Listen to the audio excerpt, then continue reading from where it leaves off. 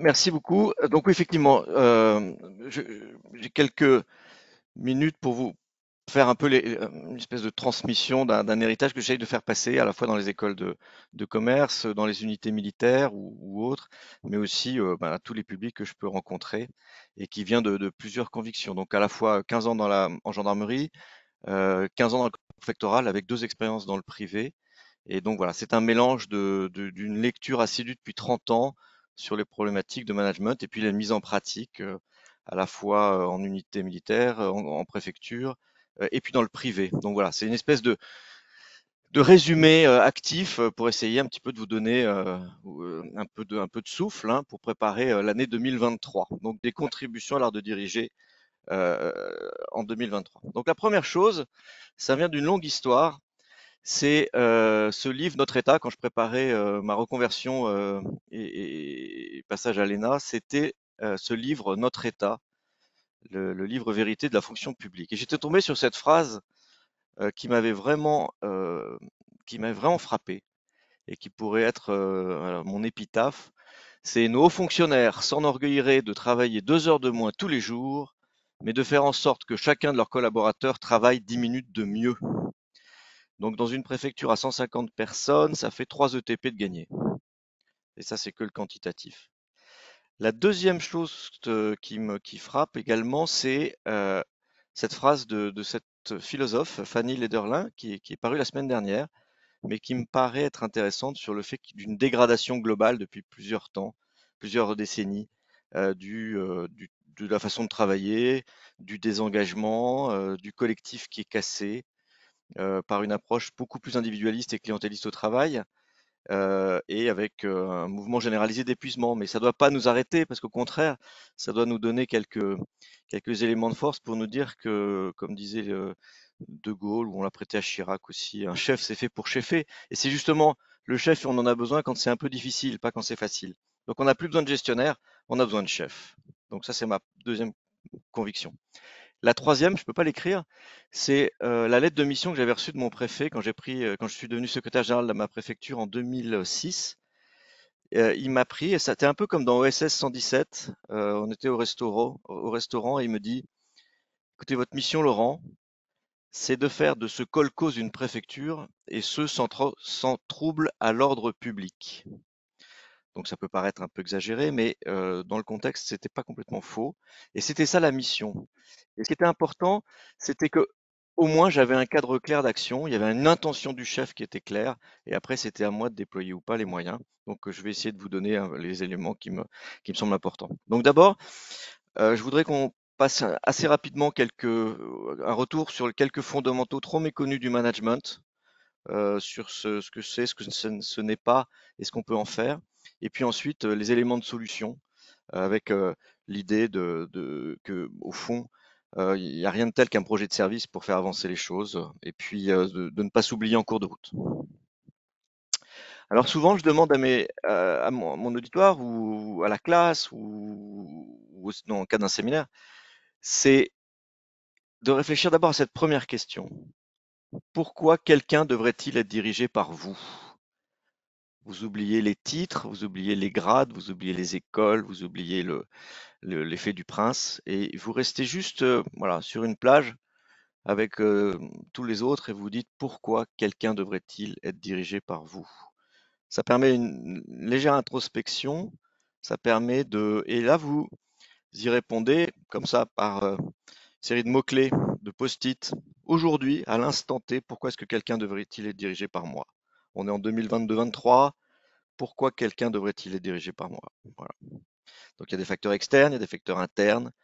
Voilà. Et c'est une réflexion importante parce qu'elle va essayer, je vais m'en servir aussi tout au long de l'exposé. Donc l'idée c'est pourquoi? Pourquoi quelqu'un aujourd'hui devrait-il être dirigé par moi? Et ça, c'est une question qu'il faut se poser tous les matins. Tous les matins avant d'arriver au bureau. Tous les matins. Et à chaque grande période. Voilà, les périodes des vœux, ça fait partie du sujet. Période de rentrée, en septembre, etc. C'est vraiment un sujet extrêmement important parce que c'est une source de légitimité. Deuxième sujet sur les retours aux fondamentaux, c'est de retrouver les outils un peu théoriques, mais enfin qui sont intéressants. Donc deux outils théoriques, la grille de Black et Mouton 1960 et la théorie X et Y de MacGregor. Alors je vais passer vite, mais pour ceux qui le savent, cette grille de Black et Mouton, c'était tout simplement une orientation vers les missions et orientation vers les hommes et les femmes dans les unités ou dans les structures. Et ça permettait d'avoir des positions de chef, positions de manager. Donc c'est ni orienté sur la mission, ni orienté sur les gens. Donc un non-chef. Le C, c'est un compromis. C'est j'essaye d'être à la fois un peu sur les missions, puis un peu sur les gens. B, je suis complètement orienté sur les gens. Euh, Ce qui pourrait être une caricature du manager bienveillant dont on parle beaucoup. Et puis le D, c'est le chef hyper charismatique, mais totalement orienté sur les tâches et qui oublie un peu en cours de route ses personnels. Et puis une seule position qui est dans le E, c'est à la position E. Et ce qui est intéressant, c'est que quand on a interrogé 120 000 personnes aux États-Unis, c'est la Harvard Business Review, on a dit en quoi est-ce que vous reconnaissez comme leader, comme chef, la position B et quel serait le pourcentage? C'était 12%. Et quand on a demandé pour les D, pourtant les Américains sont bosseurs, hein, c'est 14%. En revanche, quand les gens sont capables d'être à la fois très exigeants sur le plan du job et très soutenants sur le plan truc, on obtient 72%. Donc c'est un vrai saut quantique. La deuxième information de cette diapo, c'est la théorie X, théorie Y. C'est-à-dire que selon MacGregor, ça dépend de la vision du monde qu'a le chef. S'il considère que les subordonnés, les collaborateurs sont des bourricots, forcément, c'est la théorie X, il va falloir trouver des stimulations, des choses comme ça pour pouvoir en sorte de faire bosser les gens. C'est pas naturel et donc on a une vision assez négative de l'homme au travail. En revanche, la théorie Y ou Y, c'est-à-dire ouverte, c'est les gens sont là pour se réaliser, c'est le haut de la pyramide de Maslow. Il faut donc que j'alimente cette capacité, ces talents. C'est-à-dire que moi, mon job, c'est de jardiner des talents, c'est de faire en sorte de donner les conditions de la possibilité d'épanouissement des collaborateurs. Et donc, ça donne pas, mais seule cette vision du monde permettrait d'avoir des managers en position E. Deuxième chose que je voulais rappeler, c'est un peu en sociodynamique ou en sociologie des organisations, pour faire changer les choses, ce qui est deux, deux- deux- deux contributions. La première, c'est d'Olivier Zara, qui a sorti la stratégie du thé. Lui, ce qu'il dit, c'est si vous voulez changer votre unité, votre préfecture, votre sous-direction, etc., il y a 150 personnes à peu près, qui est un chiffre qui n'est pas au hasard, hein, ça s'appelle le nombre de Dunbar, hein, on pourrait revenir si vous voulez. Et donc la stratégie du T, c'est de dire, vous ne pourrez pas convaincre les gens, c'est comme une courbe, c'est comme les early adopters et les résistants comme un chapeau de gendarme, une courbe de Gauss. Si vous voulez former tout le monde, vous allez vous planter parce que vous aurez toujours le même taux de résistance, d'hésitants, etc. Et ça ne marchera pas. Donc concentrez-vous d'abord sur les early adopters pour en faire des ambassadeurs. Donc c'est pas une stratégie de changement au titre de je forme tout le monde au management comme un percolateur au niveau du café, mais plutôt je laisse diffuser l'information par les ambassadeurs qui, eux, vont générer leur petite. Voilà, et le thé va se diffuser dans l'organisation. Ça prendra plus de temps, mais ce sera beaucoup plus efficace. La deuxième, c'est de passer par la sociologie, la sociodynamique de Fauvet, et de voir que dans la cartographie, à la fois des gens qui sont pour vous et des gens qui sont contre, quand vous arrivez, vous prenez votre unité, vous voulez faire une réforme, etc., vous aurez à peu près ce genre de personnes. Et votre but, c'est de faire en sorte que au moins que les hésitants, enfin les 50% du milieu, soutien critique, hésitant, un peu opposant, ben, basculent plutôt du côté des engagés que de basculer du côté des révoltés. Donc là, il n'y a pas 36 solutions. C'est d'abord et avant tout de neutraliser les révoltés et ensuite de s'occuper essentiellement des engagés, du triangle d'or, ce qu'on appelle le triangle d'or, qui est marqué là. Pourquoi? Parce que souvent, on passe 80% de son temps à s'occuper des gens qui râlent, qui sont des révoltés, etc., mais qui n'apportent pas forcément de la valeur au groupe et qui peuvent se laisser le système en négatif. Donc, il y a un peu un aspect tactique là-dedans qui n'est pas nul.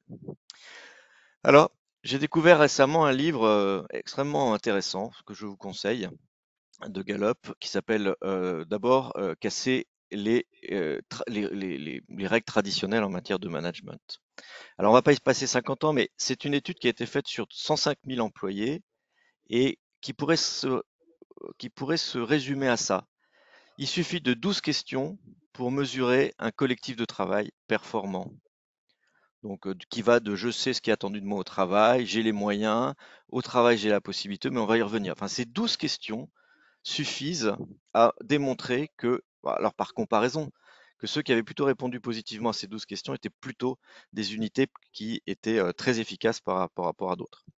Et puis, ce qu'il faut noter aussi, c'est que c'est pas le niveau de salaire, les bénéfices, la politique d'entreprise, ou le leader charismatique, ou la marque, etc. d'entreprise, mais c'est bien le manager, c'est-à-dire le N plus 1, qui est l'élément critique pour construire et maintenir un espace collectif de travail performant. C'est pas une découverte, mais enfin, ça mérite de le rappeler quand même.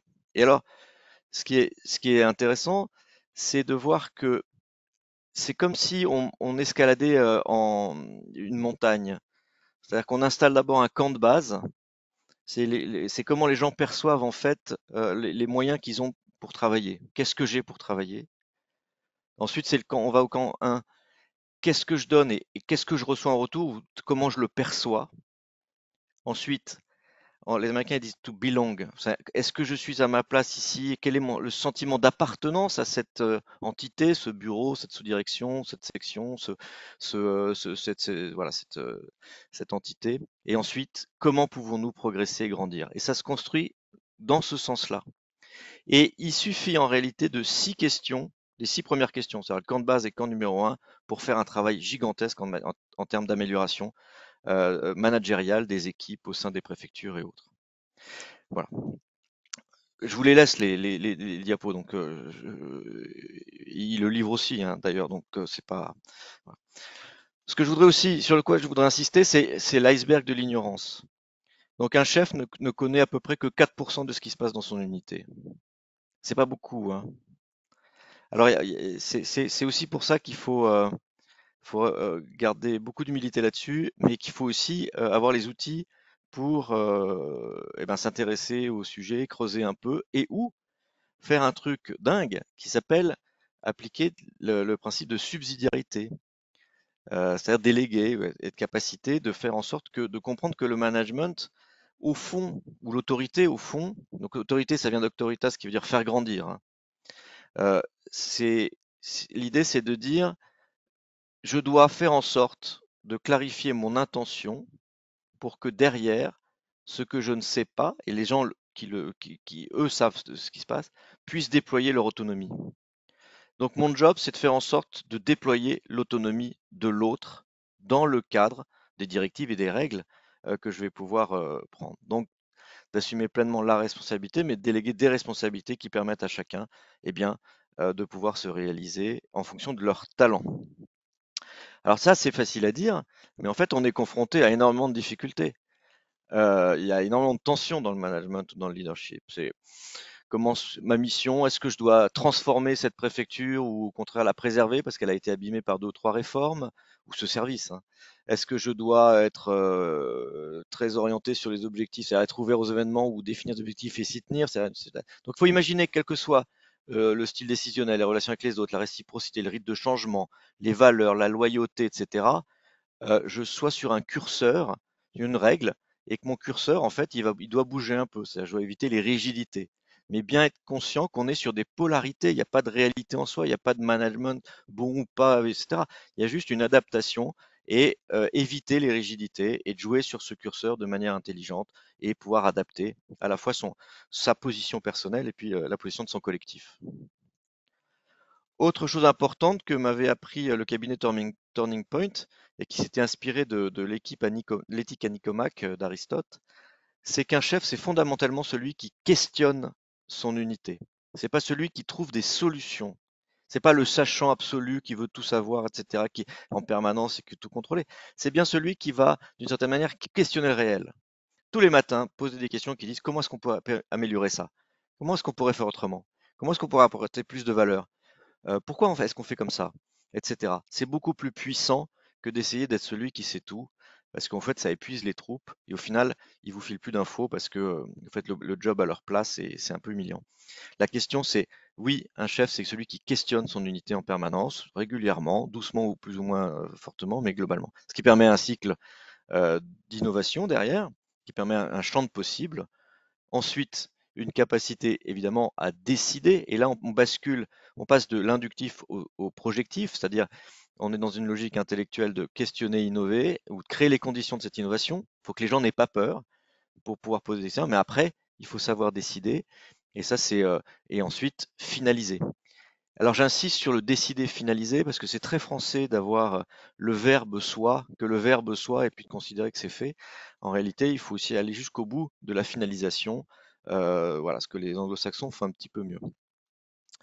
Alors, en parlant d'anglo-saxons, je conseille aussi ce livre qui s'appelle The Culture Code. Et en fait, s'il faut retenir un truc, c'est que la première des choses à faire, que ce soit d'ailleurs Simon Sinek ou Daniel Coyle, la première chose à faire dans un collectif, c'est de construire un sentiment de sécurité. Voilà. Ici, vous êtes en sécurité. C'est un peu le contrat féodal. Il y a un donjon, vous pourrez vous protéger et donc, en contrepartie, vous pourrez faire des corvées ou faire des choses et développer l'agriculture. Mais globalement, c'est ça le premier sujet. Le premier sentiment des gens, c'est est-ce que je suis en sécurité dans cette unité-là, dans cette préfecture-là? Est-ce que j'ai le droit de parler? Est-ce qu'on a le droit de faire un certain nombre? La deuxième, c'est d'avoir des moments où on partage les vulnérabilités, c'est-à-dire la culture du risque et autres, et on a des moments véritablement d'inclusion et où les relations sont extrêmement importantes au quotidien pour pouvoir construire la possibilité du collectif. Et enfin, c'est derrière, c'est évidemment le storytelling, c'est-à-dire le but, le pourquoi, le sentiment de rentrer dans quelque chose de plus grand que soi.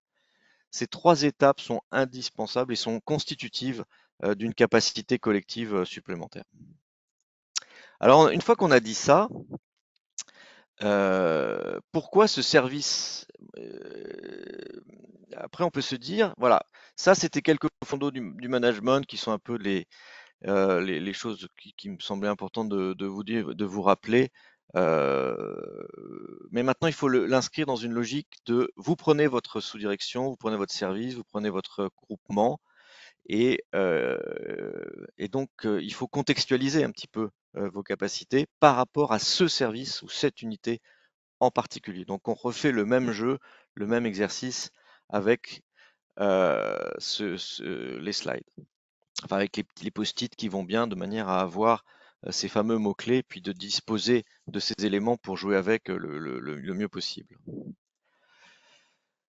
Alors c'est là que j'arrive un petit peu à cette dimension importante de la différenciation entre management et leadership. Alors on en fait des tonnes. Moi personnellement, je les mêle, je joue avec et je pense qu'elles sont, voilà, on a à la fois des fonctions de management et des fonctions de leadership. Mais au moins, on peut catégoriser le management autour de la gestion des ressources, alors que le leadership, ce sera plutôt relatif au changement, à la dynamique. Et puis on peut revenir à l'étymologie. Tout ça, ce ne sont pas des mots américains. Management, ça vient de managere, ou c'est de l'italien, et presque du français. C'est lié à la main, mana. Donc la main qui prendre en main. Donc c'est dans un manège, par exemple, où on prenait en main le cheval. Donc on l'amenait là où on voulait qu'il aille, et puis on faisait en sorte de manœuvrer. Mais c'est aussi ménager, au sens où donc je conduis avec la main, mais aussi je ménage. Donc c'est ça aussi le cheval, la capacité à gérer son cheval, à piloter et contrôler. De l'autre, leadership, leader, ça vient de leis, qui est de l'indo-européen, qui veut dire le seuil de la porte. Donc en fait, l'idée avec le leadership, c'est comment est-ce que je peux aller vers le seuil de l'inconnu, c'est-à-dire comment je peux être amené, moi, personne ordinaire, être amené vers quelque chose d'un peu extraordinaire, en tout cas les rêves du leader et sa capacité à m'y amener. Alors il y a 12 000 manières d'y amener, donc il n'y a pas de choses. Mais voilà, je tenais à repréciser deux, trois choses. La deuxième chose c'est qu'on a aussi ce qu'on appelle des modèles mentaux. Et c'est très mis en avant par Philippe Silberzahn et Béatrice Rousset ces derniers temps sur le thème de l'effectuation. C'est la différenciation entre ce qu'on appelle le modèle mental classique de, de planification. En un mot, on est dans un monde assez certain, on va démarrer avec un objectif, on va agir en gain attendu, on va définir des rôles, on va éviter les surprises, on va résoudre les problèmes. Bref, on a une vision projetée, assez idéale parfois idéal. De l'autre, modèle mental qui est de plus en plus utilisé, c'est ce qu'on appelle le modèle de l'entrepreneur. En fait, Sarasvati, elle a regardé les entrepreneurs, comment ils faisaient, et en fait, eux, ils partent non pas du modèle idéal en disant, ben voilà, le modèle idéal c'est ça, et puis ensuite on va mettre les moyens qui vont faire en sorte que c'est de partir avec ce qu'on a, de ce qu'on a. C'est par exemple, l'exemple qui est donné, c'est vous invitez des amis à dîner, et il y a deux solutions. Soit vous fixez l'idée de ce que vous voulez faire à manger, vous allez faire les courses et ensuite vous faites à manger. Ça, c'est le premier modèle. Le deuxième modèle, c'est vous partez avec ce qu'il y a dans le frigo. Ce qui est souvent plus le cas des startups et autres, mais dans la fonction publique, on n'a pas beaucoup de moyens pour avancer, dans le privé de moins en moins. Donc le sujet, c'est de partir avec ce qu'on a et de partir avec les gens qu'on a. Donc il y a un vieux principe militaire qui dit on commande les gens tels qu'ils sont et pas tels qu'on voudrait qu'ils soient. Et donc c'est là qu'on a le plus de force en fait, parce qu'on agit vraiment avec les gens qui sont là et on essaye de développer par petites touches 1% tous les jours et de faire en sorte d'améliorer, etc., etc., etc. Qui est une approche plus proche de l'entrepreneur qui me correspond assez bien. Alors, si on combine à la fois ma théorie XY, la grille de Black et Mouton dont je vous parlais, donc la position E, elle s'obtient aussi dans un contexte donné par la combinaison systématique des forces, des atouts et forces du dirigeant, c'est-à-dire vous, atouts et, vous et vos chefs dans la déclinaison de la cascade, hein, atouts et forces des collaborateurs et atouts et forces de la situation. Cette combinaison par rapport à un contexte général, ça vous permet de véritablement tirer parti des forces de tous. Et on a les Français, on a toujours tendance à vouloir corriger les faiblesses, de stigmatiser les faiblesses, de voir les faiblesses. Si vous corrigez des faiblesses, vous allez obtenir une moyenne, vous allez devenir moyen. Alors que en étant très costaud sur ses atouts et sur ses forces, vous devenez excellent. Et comme on ne prête qu'aux riches, c'est un peu cette dynamique-là voilà, en quoi je suis unique et en quoi je puis m'appuyer sur des forces. C'est à la fois collectivement et individuellement que ça doit se combiner. Et alors, la grande leçon du management, en tout cas selon ce que j'ai pu vivre, c'est qu'au début, je croyais que c'était comme la position E, là, main ferme, cœur chaud. Et bien plus ça va, et plus les temps sont durs, plus je m'aperçois que c'est cœur chaud, main ferme. C'est commencer déjà par donner des signes que vous aimez les gens, que vous aimez être avec eux, que vous aimez cette unité-là, et ensuite peut se déployer l'autorité et le déploiement de cette autorité en tant que telle. Psychologiquement, c'est beaucoup plus efficace et étayé par pas mal d'études. Alors on arrive au cœur de ce que je voulais vous démontrer aujourd'hui. Ce que j'ai utilisé, que ce soit en Corrèze ou que ce soit ou ailleurs, c'était, y compris dans toutes les sous-directions où je suis allé, j'ai décliné la méthode des 4 S de Jean-Jacques François. Donc Jean-Jacques François avait écrit en 2004 un livre qui s'appelait Des services publics performants, c'est possible. Et il avait mis en avant cette matrice, cette méthode dans laquelle moi j'ai rajouté ma combinaison des forces, des atouts et des forces, mais au centre. Mais grosso modo, vous avez 4 cadrans. 4 cadrans qui vous disent que dans la durée de votre commandement, dans la durée du temps de direction que vous allez prendre, il faut créer les conditions du sens, donner du sens. Donc un pourquoi. Ensuite, ça c'est plutôt le leader. Après, vous organisez le suivi. C'est quoi les méta-règles dans cette maison-là? C'est quoi la fréquence des réunions? C'est quoi la fréquence des éléments de reporting? Qu'est-ce qui est attendu pour faire en sorte? C'est quoi les indicateurs? C'est-à-dire la déclinaison managériale, opérationnelle du dispositif. Ça s'appelle organiser le suivi. Ensuite, parce que je vous demande beaucoup, j'assure le soutien. Donc, je me mets en position de leader soutenant, c'est-à-dire qui vient, alors, assurer le soutien, c'est la formation, c'est les moyens financiers, c'est les moyens tout court d'ailleurs, etc., etc. Donc, et les moyens surtout psychologiques. Je suis là. Enfin, s'il y a un pépin, je suis là. Donc, il y a, voilà, et je peux apporter toute la force de mon autorité pour venir au contact, mais je ne fais pas le job à votre place. Et enfin, un quatrième S, favoriser les solidarités. Donc, si on les décline, donner du sens. Comme disait François Cheng, c'est le plus beau mot de la langue française. Sensation, sensibilité, mais c'est aussi cap, direction. Enfin voilà, ça donne toute sa puissance de la vibration finale qui est de dire, voilà, pourquoi on est là, ici et maintenant. On est là pour, voilà. Et pas simplement l'administration française, pas simplement la préfecture, mais chacun des bureaux. C'est une déclinaison de toutes les unités qui s'alignent sur un sens. C'est quoi la raison d'être de ce bureau-là, enfin, de moi en tant que personne, dans ce bureau-là, dans cette sous-direction-là, par rapport à cette préfecture-là, ou cette centrale-là. C'est vraiment le sujet fondamental. Et ça se crée avec les gens. Donc c'est le projet de service. Pourquoi un projet de service? Parce que l'idée, c'est de dire que par rapport aux résistances, quand vous arrivez quelque part, vous connaissez moins de choses que ceux qui sont là depuis longtemps. Il va falloir bouger un peu le tapis pour pouvoir faire en sorte d'enlever les plus résistants et de redynamiser les dynamiques et reprendre, faire en sorte que les forces vives aillent plutôt dans le bon sens.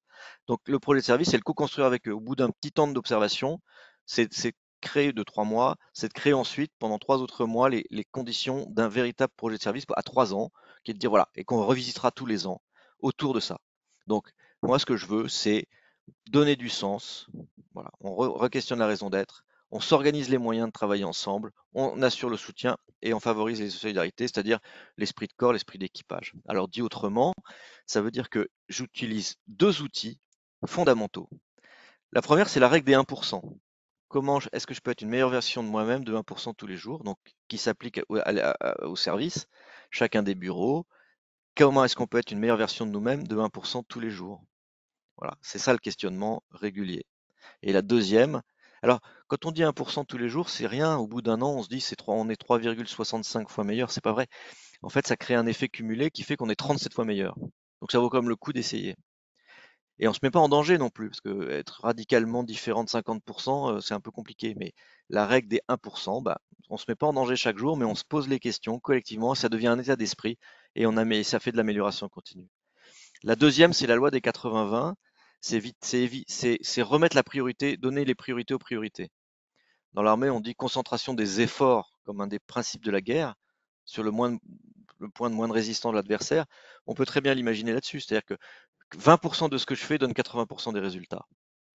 80% de ce qu'on fait donne 80% des résultats. Enfin, 20% de ce qu'on fait donne 80% des résultats. Et donc, on travaille essentiellement là-dessus. Ensuite, on verra pour corriger le marginal. Mais le coût de ce marginal est très élevé. Donc, comment faire en sorte que voilà. Et c'est cet état d'esprit qu'il faut faire diffuser au maximum dans la cascade pour obtenir des résultats beaucoup plus efficaces. Donc ça se traduit par un projet de service, donc partager le pourquoi. Et ensuite, on peut, voilà, les post-it de tout à l'heure là, pouvaient très bien venir s'agréger autour de ça, autour voilà, pour un groupement ou pour n'importe quoi, pour pouvoir mettre ça.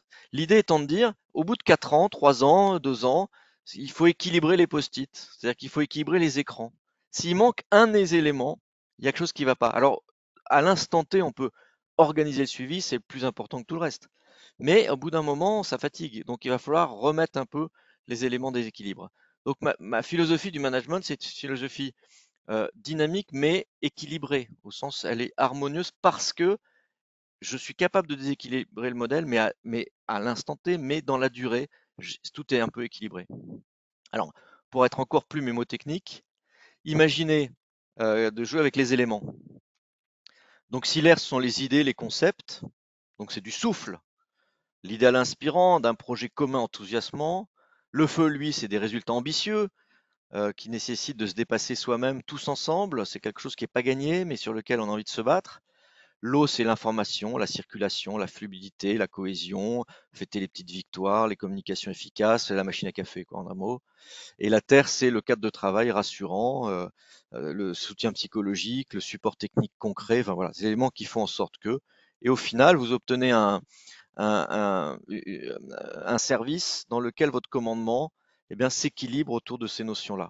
Imaginez une start-up qui a une super idée, qui a son baby-foot, de l'eau, etc. Tout le monde circule bien, s'entend bien, etc. Qui a de la terre parce qu'elle commence à avoir quelques moyens, mais qui n'a pas de résultats financiers, elle va de feu, elle va se casser la figure. À l'inverse, il peut y avoir des entreprises qui ont beaucoup de résultats financiers, qui ont de la terre, qui ont de l'eau, mais qui n'ont plus d'air, qui n'ont plus d'idées. Et ben, ce non-renouvellement des idées fait que cette boîte va mourir. Donc voilà, c'est ça. Donc il faut retravailler ces éléments-là de manière à les avoir comme un pilote de chasse qui a ses cadrans. Et vous, en tant que chef, enfin moi en tant que chef, j'ai mes cadrans en permanence, ce qui fait que je sais À chaque fois que j'ai une idée ou un truc ou un machin ou quelque chose, je viens raccrocher mon post-it à mon cadran de manière à voir si je déséquilibre ou j'ai un problème d'alerte là-dessus.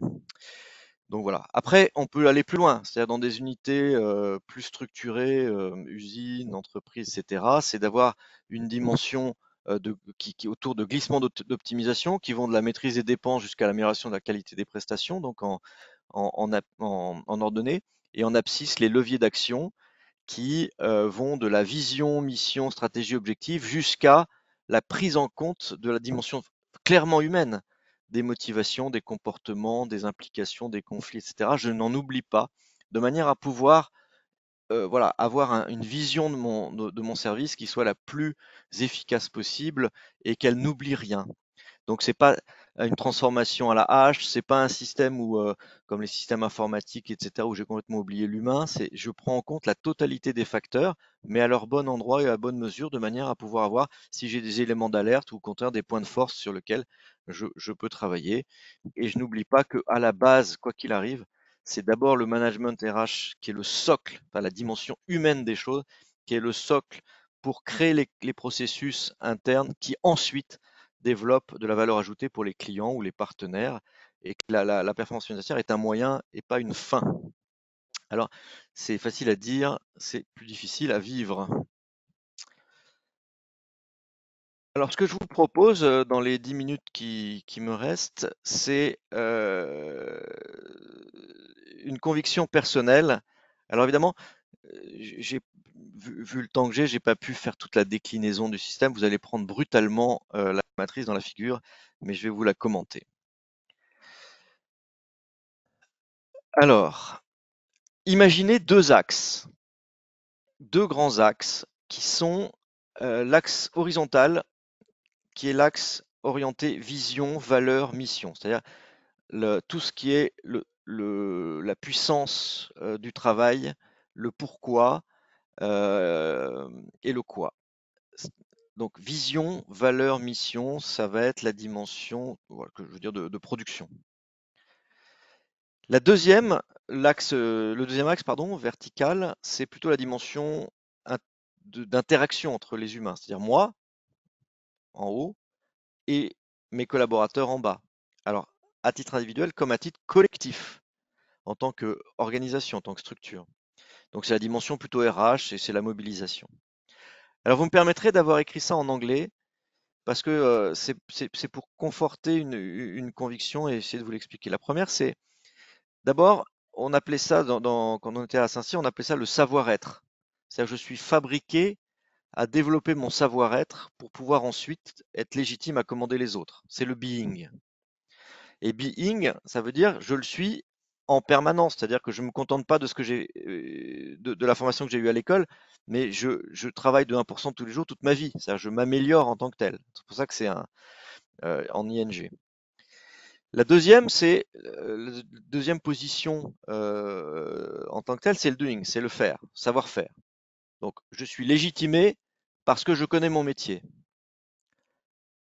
La troisième position, c'est moving. Alors, pourquoi j'ai mis moving? C'est parce que comme je commande une unité et que je dois la transformer, l'idée étant de la rendre en meilleur état que quand je l'ai prise, je dois la mettre en mouvement, moving. Mais c'est aussi émouvoir en anglais. Donc c'est jouer sur le mot, je l'émeus à tout point de vue, c'est-à-dire je l'émeus parce que je la mets en mouvement et je l'émeus pour qu'elle se mette en mouvement. Donc il y a cette dimension du charisme du chef qui doit s'adresser à ses collaborateurs et à l'organisation pour la mettre en mouvement et de faire en sorte que l'autorité se traduise par une performance collective améliorée régulièrement, etc., etc. Et qui sache, évidemment de l'autre côté, pourquoi elle le fait. Donc le leading. Donc ces quatre positions sont des positions importantes pour en tant que chef, pour pouvoir développer, déployer mon autorité de chef, ma capacité à apporter. Donc parce que j'ai une certaine sagesse au sens où je sais de quoi je parle, parce que je me connais et je travaille sur moi par rapport à la distance, au contrôle, par rapport au besoin de tout contrôler ou au contraire au besoin de trop relâcher, etc., etc. Donc je me connais, J'ai aussi, dans ma vie, il me se passe des choses, donc je suis pas complètement peureux et ça fait aussi partie des choses. Je sais faire des choses, mais je dois pas m'enfermer dans ce que je sais faire, parce que sinon j'empêche les autres de faire au niveau N-1 parce que je le maîtrise, etc. Et je dois me mettre en position. Donc, 4 positions qui permettent d'avoir à droite une confirmation de ce qu'est un chef opérationnel, un chef qui sait faire, qui a cette légitimité grâce à ça, qui se traduit en manager transformateur. Il n'y a pas de différence de nature entre un morceau de charbon et un diamant. C'est juste la transformation qui en a fait ça par le temps, par la pression, etc. Et ben c'est un peu l'idée qu'il faut se faire. C'est je reçois un morceau de charbon, je le transforme en diamant. Donc voilà, donc je m'inscris dans cette démarche de valeur ajoutée. Valeur ajoutée dans le temps, valeur ajoutée dans les 2-3 ans qui sont devant moi. Voilà, c'est un marathon, c'est pas une course de 100 mètres. Ensuite, j'ai les cadrans plutôt vers le leadership à gauche, donc leader étymologique dont je parlais tout à l'heure, et puis le leader authentique, c'est-à-dire celui qui. Alors, leader étymologique, le seuil de la porte, c'est celui qui m'amène vers le seuil de la porte. Et puis, le leader authentique, c'est celui qui est capable de me dire, d'incarner le leadership. Il est authentique parce que entre lui et ce qu'il dit, il y a du caractère, il y a quelque chose voilà, il incarne son management, il incarne son commandement, j'y crois. Alors, on peut aller un peu plus loin en disant, on peut installer nos 4 S, sens, solidarité, soutien, suivi à l'intérieur de ça. On peut travailler aussi avec le fait d'appliquer ce sens solidarité, soutien, suivi à soi-même. C'est pour ça que je les ai mis sur le cadre du being. Et en un mot, eh bien voilà, on a quelques attendus qui existent, qui viennent se décrire. Donc d'abord, en haut à gauche, la vision, le cap, le contrat de confiance, l'art de l'exécution d'un côté, l'art de la conception, et entre les deux, cette capacité à co-construire et donc à réengager les collaborateurs dans le projet de service ou dans les décisions importantes. Après, on peut y rajouter des couches, hein, excellence décisionnelle, excellence opérationnelle, complexité d'un côté, complication de l'autre. C'est un monde compliqué, donc approche analytique et logique classique du travail à droite, mais une approche plus holistique et compliquée en fonction, à chaque fois qu'on monte dans les échelons et qu'on va sur des politiques publiques de plus en plus importantes, de plus en plus complexes, etc. Donc ça, c'est juste pour travailler sur le modèle. Ce qui peut se traduire par, disons autrement, avec des mots plus simples, il y a le cerveau, la colonne vertébrale, des muscles et du cœur dans mon organisation. Il y a une réalité de l'opérationnel, il y a une maturité professionnelle, chaque fois renouvelée, parce qu'en général, j'ai formé des gens, mais ils partent. Il faut que je reforme des gens. Le progrès n'est jamais linéaire, il est toujours un peu circulaire. L'idée, c'est de faire en sorte que un chef, c'est celui qui fabrique des chefs, qui fabrique des chefs, et puis voilà. Et c'est comme ça. Et la maturité, elle n'est pas toujours la même, et on continue, et on améliore, et on continue, et on prend tel que c'est, mais on est toujours dans cette dynamique-là. La fluidité interne du fait de la plus-value managériale, voilà, c'est quand on arrive à avoir un véritable esprit d'équipage, comme disent les marins, eh bien, il y a un alignement qui se fait. Et il y a un véritable alignement. Et ce qui fait qu'au fond, le chef, une fois qu'il est dans cette logique-là, qu'il met en place ces éléments-là, c'est pas lui qui bosse le plus, au contraire. C'est les gens qui bossent le plus, qui sont heureux de le faire parce qu'ils savent pourquoi. Ils ont les moyens de le faire, ils sont soutenus et ils ne pouvaient pas savoir à quel point la marge est importante. On l'évalue à peu près à 40%, l'écart entre une situation ex ante et une situation dirigée comme ça, ce qui est quand même pas rien. Un point de, enfin, des comparaisons internationales disent qu'entre un bon management et un mauvais management, ça peut être des points de PIB en moins. Et puis enfin, il y a la notion d'actifs non financiers. Bref, on prend en compte des dimensions qui sont à la fois très logiques, mais aussi des dimensions beaucoup plus humaines. Et on joue sur toutes les touches du piano qui font que grosso modo, un collaborateur, qu'est-ce que ça attend? Donc d'abord de gagner sa vie, earn, ensuite d'apprendre quelque chose tous les jours, ensuite d'avoir du plaisir à faire ce qu'il fait avec cette équipe-là, et enfin d'être fier d'être dans cette unité. Earn, learn, fun, pride. Et si on joue sur ces touches-là, on a globalement une capacité collective renforcée et en plus beaucoup plus de satisfaction personnelle à être le chef de ce genre d'unité. Donc ma conviction, donc voilà les petits bonus qui peuvent. Ma conviction, par exemple, c'est de dire que c'est de créer des conditions où chaque individu a sa petite matrice et joue avec. Et au fond, une unité, enfin un bureau par exemple, Une équipe, ben, c'est une somme de relations entre des gens forts. Donc c'est du fort au fort. Voilà. Et ça donne des interactions, ça peut donner beaucoup de conflits, ça peut donner des choses, mais globalement, comme je sais qui je suis, que je travaille dessus, ben, je suis moins en situation d'asymétrie ou de dissymétrie vis-à-vis des autres. Et on peut créer des conditions d'une maturité de relation, de maturité d'interaction qui est importante. Je rappelle, on dit souvent qu'est-ce que c'est qu'une organisation, hein? C'est des structures, sont des structures, une culture et des interactions. Donc si ces interactions sont pauvres, euh, euh, ça fait comme de l'épilepsie. C'est-à-dire plein d'interactions pauvres, ça donne, ouais, très pauvres en information, ça donne pas une capacité très forte. Il vaut mieux moins, mais de plus solides interactions. Alors si on l'imagine que ça peut aussi bah, se développer entre les bureaux pour donner, je sais pas moi, un service ou autre, voilà, des interactions fortes entre unités fortes, etc., qui viennent se combiner. Et voilà, et au final, on crée un collectif beaucoup plus fort et mature. Et il ne faut pas avoir peur de ça. Moi, je préfère je me souviens du patron du GIGN indien qui m'avait dit, qu'est-ce que tu veux? Je commande 400 tigres. Bah, je commande 400 tigres. Bah, je préfère commander 400 tigres que des moutons. Ensuite, ça peut s'appliquer à titre personnel et aussi dans une gestion de carrière ou dans la façon dont vous voyez vos propres collaborateurs en fonction des temps. Donc on avait joué avec ces post-it tout à l'heure, mais on peut imaginer qu'on ait une carte perso, being, doing, moving, leading, et qu'au fond, il faut en faire un jeu de positionnement par rapport à une situation donnée. Donc je prends une métaphore militaire, mais enfin ça vaut le coup pour un attaché, ça vaut le coup pour un jeune administrateur civil, hein, peu importe. La question c'est quand on sort d'école, grosso modo, on pourrait faire en sorte de dire voilà, il y a une bonne formation au départ, le Bing a été bien développé, une formation professionnalisante qui permet les post-it jaunes sur le doing, et puis ensuite on commence à instiller les éléments de la transformation et du stratège avec un peu de bleu. L'officier supérieur, voilà, on va dire 35-40 ans, il est dans cette position d'avoir un peu baissé sur le being. Ça, c'est les charges de la vie, c'est le coût de la vie entre 35 et 40-45 ans. On a quand même pas mal de charges, etc. On est un peu accaparé et donc on perd un peu le sens de sa propre autosimulation et de développement personnel. Il va falloir remettre la main là-dessus.